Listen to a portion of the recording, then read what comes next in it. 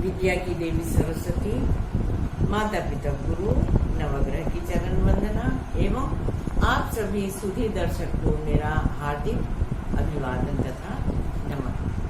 आप सब इस कार्यक्रम को बहुत पसंद कर रहे हैं, मुझे इसकी जानकारी भी दे रहे हैं, सब्सक्राइब भी कर रहे हैं, इसलिए मुझे बहुत प्रसन्नता है।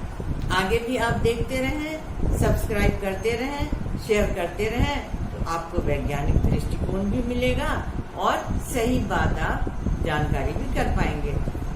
कोई भी शास्त्र अगम्य नहीं है, कोई भी इस शास्त्र की जानकारी कर सकता है अगर मन से उसका इस काम में जुड़ाव हो। तो ये बात मैंने आपको इसलिए बताई कि आज हम अंतिम राशि, अंतिम लग्न मीन की बात कर रहे हैं, जिसका कि स्वामी बृहस्पति है और आकाश तत्व है। जो बृहस्पति विद्या का कारक होता है, बृहस्पति ऊंचाई का कारक होता है। बृहस्पति को आप नाप नहीं सकते। बृहस्पति के प्रभाव वाले आदमी बहुत कुशल वक्ता होते हैं और ज्ञान की गरिमा इतनी ज्यादा होती है जिसके कारण वो आगे बढ़ पाते हैं और नेति इतना ही नहीं इससे भी आगे वो जानने की कोशिश करते हैं। जैसे आकाश को नापा नहीं जा सकता, उसी प्रकार से बृहस्पति को नापा नहीं जा सकता। तो आज हम बात कर रहे हैं आपसे मीन लग्न वालों की।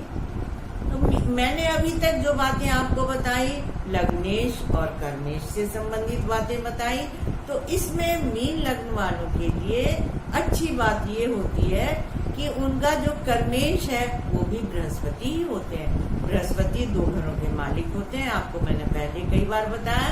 धनु और मीन के कारक बृहस्पति होते हैं, तो उनका कर्मेश भी बृहस्पति और लग्नेश भी बृहस्पति। तो देखिए, सबसे पहले अगर बृहस्पति लग्नेश होकर के लग्नस्थ हो, अगर बृहस्पति दशम भाव में स्थित हो, अगर चंद्रमा पंचमेश होकर के लग्न में स्थित हो, अर्थात मीन राशि हो जाए, अगर लग्नेश बृहस्पति पंचम भाव में स्थित हो, उच्च के हो गए, अगर चंद्रमा स्वगृही अर्थात कर्क का लग्न में मीन राशि और बृहस्पति के साथ हो तो बृहस्पति स्वगृही हो गए, अगर भाग्येश मंगल लग्न में हो, लग्नेश बृहस्पति भाग्य भाव में हो, अगर लग्नेश बृहस्पति और भाग्येश मंगल दोनों ही लग्न में हो, अगर लग्नेश बृहस्पति और भाग्येश मंगल भाग्य भाव में हो, अगर लग्नेश बृहस्पति पंचमेश चंद्रमा और भाग्येश मंगल भाग्य भाव में हो। इसमें क्या योग बनता है कि मंगल भी भाग्यस्थ स्वगृही हो जाते हैं।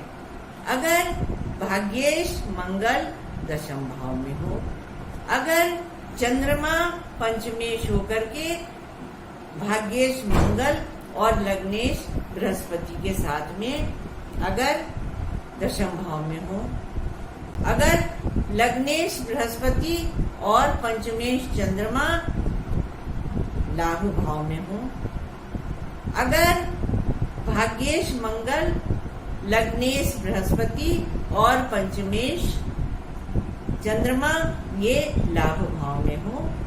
मंगल का बहुत ज्यादा प्रभाव होता है क्योंकि मंगल दो घरों के द्वितीय भाव के भी मालिक होते हैं। ये अगर हो जाए लाभ भाव में तो भी बहुत अच्छा योग है।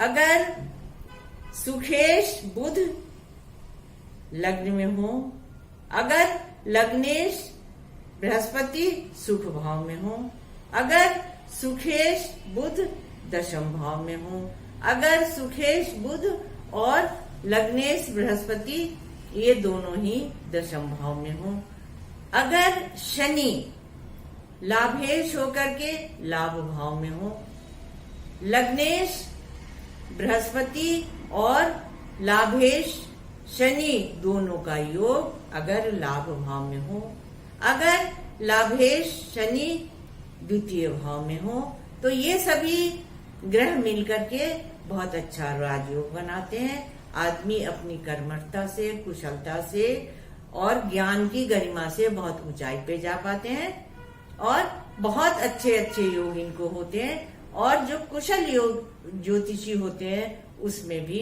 बृहस्पति और चंद्रमा और बुध का बहुत योगदान रहता है। आप कुछ भी काम कर सकते हैं, लेकिन एक चीज याद रखें, काकचेष्टा वको ध्यानम श्वान निद्रा तथैव च अल्पहारी गृह त्यागी विद्यार्थी पंच लक्षणम। काकचेष्टा अर्थात कौवे की तरह से एकदम से अपने ही ध्यान को केंद्रित करें। वको ध्यानम, बगला जैसे मछली को पकड़ने के लिए उद्यत रहता है। श्वान निद्रा अर्थात कुत्ते की तरह से एकदम हल्की नींद हो। अल्पहारी भोजन जिसका कम हो। और गृह त्यागी, कोई गृह त्यागी नहीं होता, घर के जंजाल से जो अपने आप को अलग रखे, ऐसे ही व्यक्ति को हमेशा ज्ञान प्राप्त होता है। ये सब विद्यार्थी के पंच लक्षण होते हैं, 5 लक्षण माने गए। और मीन लग्न वाले जीवन भर विद्यार्थी ही रह जाते हैं, जीवन भर ज्ञान की खोज ही करते रह जाते हैं। आप हमेशा ज्ञान की खोज में लगे रहें, आगे बढ़ते रहें और प्रसन्न रहें। इसी में आपको सब कुछ प्राप्त होगा। और फिर हम आपसे आगे मिलेंगे, आगे और किसी जानकारी को लेकर के।